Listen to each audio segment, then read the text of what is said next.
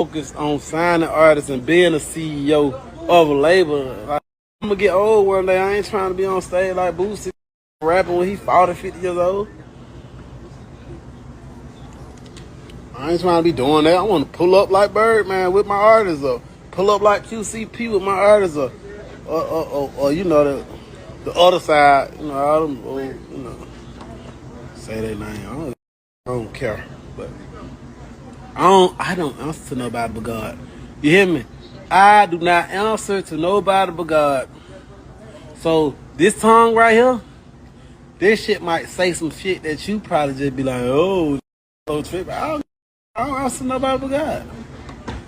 So, and then I'm gonna say some pious shit. I'm gonna do the right thing by the people. I ain't gonna say no old bad shit. But I might slip and say some shit, you know what I'm saying? But that don't mean I ain't telling y'all this follow the boots or nothing against me. I ain't telling y'all do that. You gonna get mad at me because I said I ain't want to be of a certain age on stage rapping. I ain't say nothing was wrong with the goats going on motherfucking stage rapping and doing their motherfucking thing. I just personally don't want to do it. He might like a red car. I might want a blue car. That don't mean I hate the motherfucking red car. That just simply mean I just prefer the blue car, even though I love red.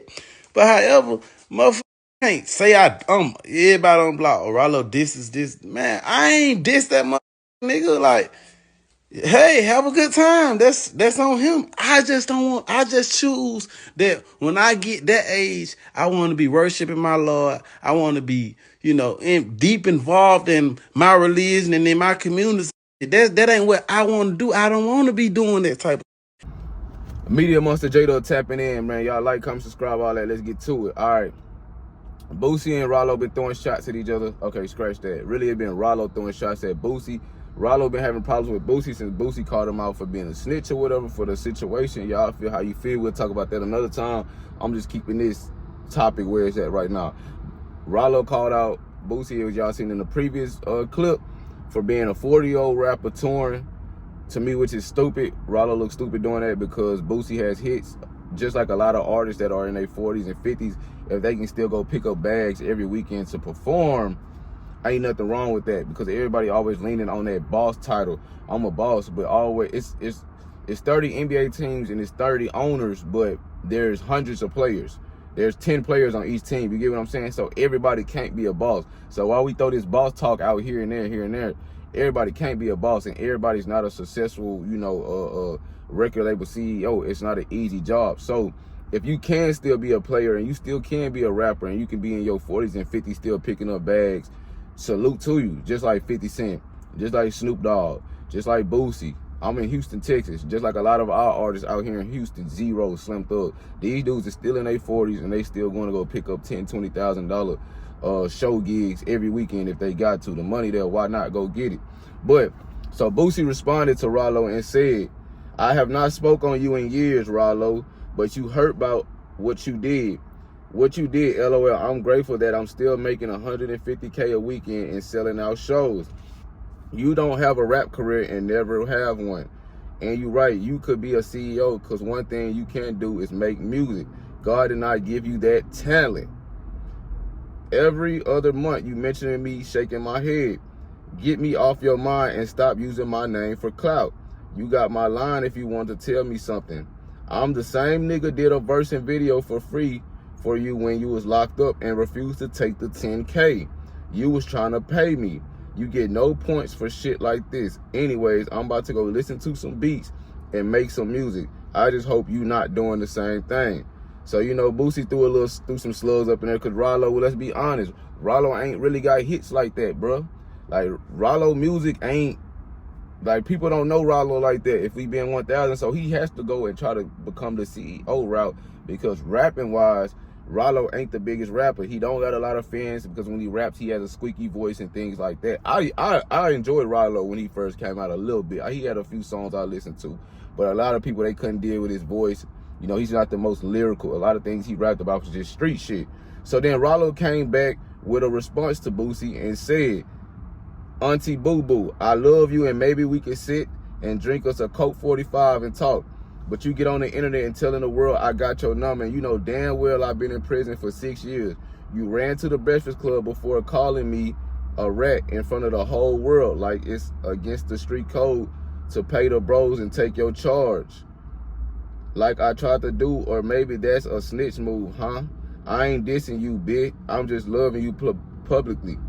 Us nephews get like that when we miss our favorite aunts and uncles. So what we gonna do? Are we gonna have a sit down, or we just gonna eventually go to war? I'll pull up wherever with all my paperwork, just tell me. So to me, it seems like, you know, he letting it be known I'm a little hurt. Boosie probably was an influence to him, you know, and Boosie not fucking with him right now. So that definitely got him in his feelings. You see, he poking fun and, you know, poking at Boo, calling him an auntie and things like that. Telling me I'll come sit down and show the paperwork. How I personally feel about that is, shit, if you say you not a snitch and another dude say you a snitch, man, put your paperwork online and let the paperwork, that's it. Boosie will see it. If he don't want to fuck you, if he don't, pause. If he don't want to fuck with you, then it's fuck him. It ain't gotta be no war and all that. Y'all both then came home from prison doing a lot of time. Boosie fighting a gun case. It ain't no need for no war or none of that, bro. When I see you, you go the other way, I'm gonna go the other way. It's just fuck you. That's all it gotta be. It don't gotta be no war. This is rap beef. This ain't no real street things, bro. This is the rap industry, bro. So all that, we can go to war and shit. Nah, you put your paperwork online. If Boosie see it or if anybody see it, they not fucking with it, then fuck you. I ain't snitch. I know I ain't snitch. So nigga, it is what it is. But Boosie came back and responded to that and said, Pound, nephew, you looking for clout, I'm looking for bags of money and success. Your mind has not elevated at all, bro, from being in prison. We have two different mindsets. You could have named anybody else who is 41 and still rapping on stage, but you chose to say Boosie. You hating. Let that sink in, LOL. You not me. You don't got paper like me. You don't have music like me. You ain't fly like me. You don't have respect like me. You went to jail like me, but going to jail don't make us real. It makes us stupid. God damn, that boy Boosie dropped the bomb on that one, bro. He let it be known. Boosie, like, I'm on some different shit. I'm not glorifying that jail. Like, I'm out here getting money. And hey, Boosie been home for 10 plus years and he been getting the bag the whole time. That's one thing you have to salute to Boosie badass. He has been home since, I believe, 2014, 2015. He had a few run-ins with the laws here and there, bro. But he stayed relevant on the internet.